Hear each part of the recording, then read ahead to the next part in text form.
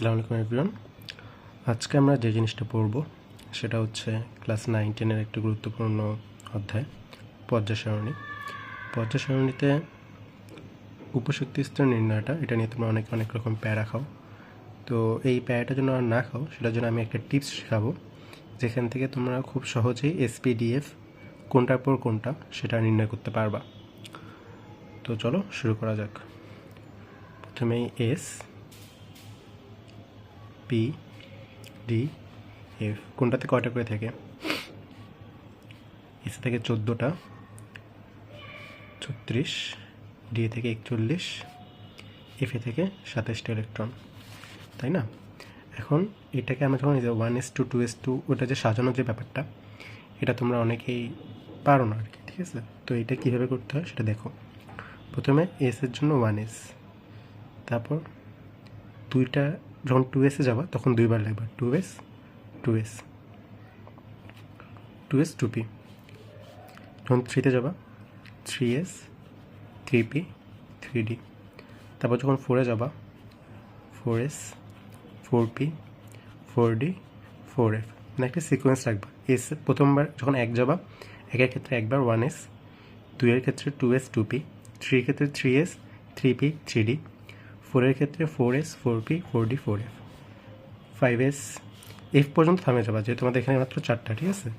5s-এর ক্ষেত্রে কী করবা? 5s 5p 5d 5f, আর কোনো যাবে না, GH ওগুলো আসবে না 5f পর্যন্ত। 6-এর ক্ষেত্রে 6x 6p 6d 6f, ঠিক আছে? এইভাবে চলবে। এখন দেখো, প্রথমে 1s একবার কাটবো, 1s এখানে দেখবা 1s, আবার কাটো, কত গেল? 2s 2s, তারপর কি 2p and 3s 2p 3s, তারপর 3p 4s 3p 4s, তারপর 3d 4p 5s 3d 4p 5s, 1s 2s 2p 3s 3p 4s 3d 4p 5s, ঠিক আছে? তো এটা হচ্ছে মেইনলি সিকোয়েন্স। এখন মনে করো আমরা একটা মৌল নিই, ক্লোরিন 17, এখান থেকে নিবা 1s 2s 2p 3s 3p 1s2, যেহেতু এসে সর্বোচ্চ 2টা থাকবে, এসে সর্বোচ্চ থাকবে 2টা, পিতে সর্বোচ্চ ইলেকট্রন থাকবে 6টা, ডিতে সর্বোচ্চ থাকবে 10টা, ঠিক আছে?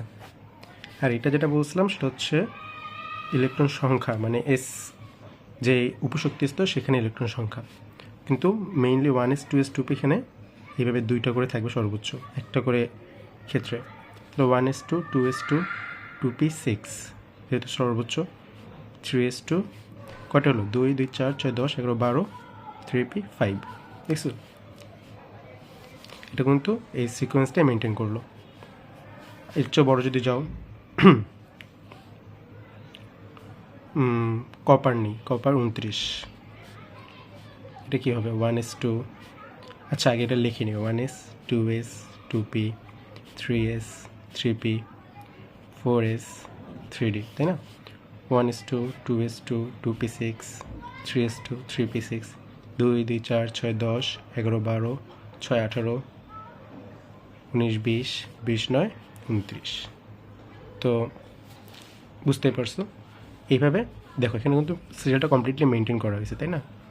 এইভাবে তোমরা এই একটা মাত্র ট্রিকের মাধ্যমেই পর্যায় সারণী যত দূর পর্যন্ত তোমাদেরকে ইলেকট্রন বিন্যাস করতে বলবে তোমরা সবগুলোই করতে পারবা।